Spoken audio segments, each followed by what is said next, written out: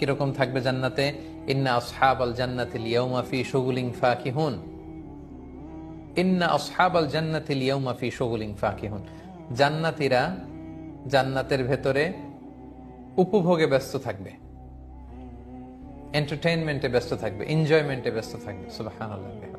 কারণ জান্নাত হচ্ছে এনজয় করার জায়গা, এবং এনজয় করার জন্য যত টুলস দরকার, যেরকম এনভায়রনমেন্ট দরকার, সব আল্লাহ রেখেছেন। কিরকম? এই দুনিয়াতে কোন জিনিসগুলো আমাদের এনজয়মেন্ট, এন্টারটেইনমেন্টকে ইন্টারাপ্ট করে? ক্লান্তি। জান্নাতে ক্লান্তি থাকবে না।